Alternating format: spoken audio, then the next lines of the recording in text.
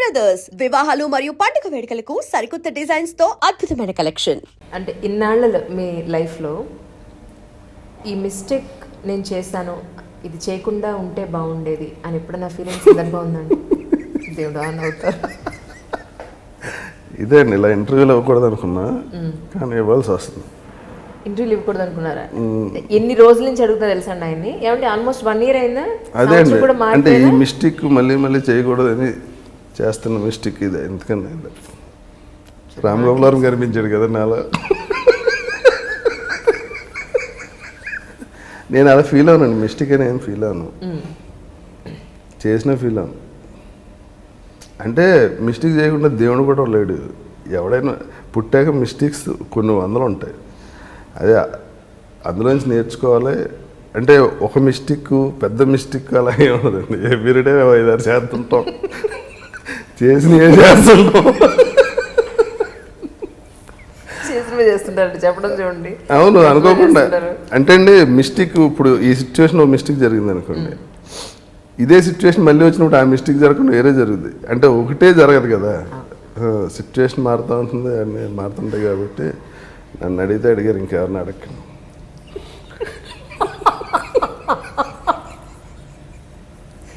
సరే బాబు, నాయన అడగలే. మీ నవ్వు బాగుంటుంది, చెయ్యి ఎందుకు అడ్డు పెట్టుకుంటున్నారు? లేదు మీ డైమండ్ ఉంగరాలు చూపిద్దాను. నేను ఇలా పెట్టేసుకుంటానండి అసలు కాదండి. మీరు నవ్వేసిన క్వశ్చన్స్ మర్చిపోతున్నారు అసలు, గోలా. అయ్యో, పెట్టేశాను లోపలికి డైమండ్ లైవ్. చిరంజీవి గారితో పరిచయం ఎలా అని అంటే ఏం చెప్తారు మీరు? అసలు ఫస్ట్ మీరు ఎలా కలిసారు? కరోనా స్నేహం కోసం సినిమాలో రవికుమార్ డైరెక్టర్, కేఎస్ రవికుమార్, ఆయన తమిళ్ నన్ను ఇంటర్వ్యూ చేశారు. నా ఫస్ట్ 5 ఫిల్మ్స్కి ఆయన డైరెక్టర్, కేఎస్ రవికుమార్. ఓకే. స్నేహం కోసం సినిమాకి షూటింగ్ వచ్చినప్పుడు నా ఫోన్ సార్, ఇలా చిరంజీవితో సినిమా చేస్తున్నారా, రా లొకేషన్ రా, నాకు ఎవరు తెలియదు, ఇక్కడ ఇబ్బందిగా ఉందంటే వెళ్ళా. వెళ్తే ఈ సినిమా తమిళ్ వెర్షన్ ఆయనే డైరెక్టర్. Okay, right. ఈ సినిమా చూసామంటే చూడలేదంటే DVD ఇచ్చారు చూడమని. నా దగ్గర DVD ప్లేయర్ లేదంటే ఆయన ఇచ్చారు డైరెక్టర్. ఓకే. చూసి ఆయన తిట్టే, ఈ సినిమా చిరంజీవి గారు చేయటం ఏంటరా, తమిళ్లో రజనీకాంత్, తెలుగులో చిరంజీవి గారు. ఓకే. నువ్వు శరత్ కుమార్ సినిమా చిరంజీవి గారితో తీస్తున్నావు, అసలు వాళ్ళు ఎలా చేస్తున్నారు సినిమా అని అంటే,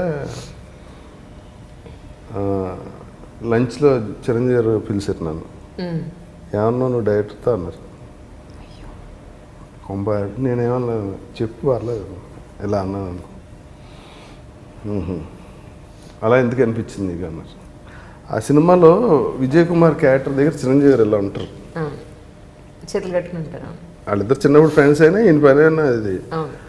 ఆయన ఓకే, చిరంజీవి గారు కొడుకుంటారు, ఆయన కూడా విజయ్ కుమార్ గారి దగ్గర ఇలాగే ఉంటారు.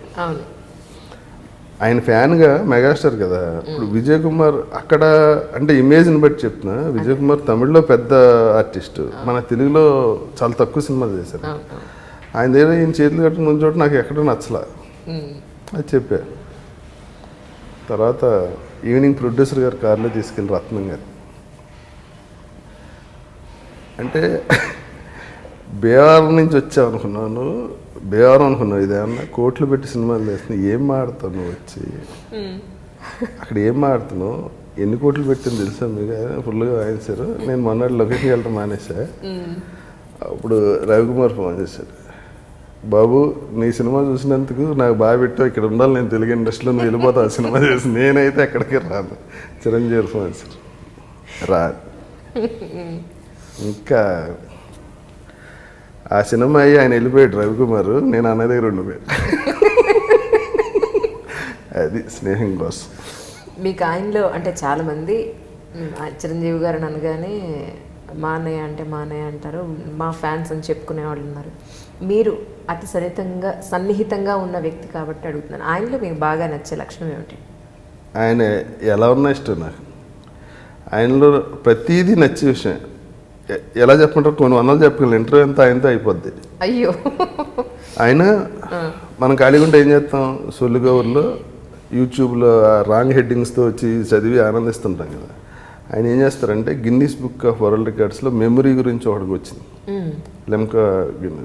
అవును. ఆయన పిలిచి ఆ మెమరీ ఎలా ప్రాక్టీస్ చేసామని చెప్పి ఈయన ప్రాక్టీస్ చేశారు. ఓ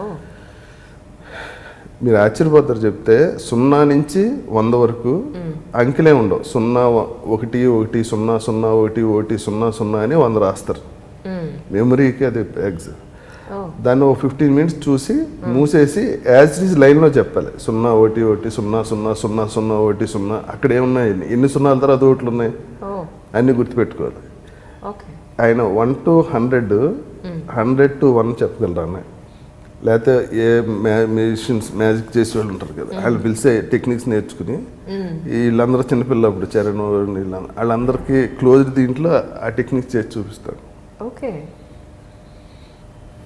అంటే ఒకసారి పాముతో యాక్ట్ చేయాల్సి వచ్చింది మృగరాజులో.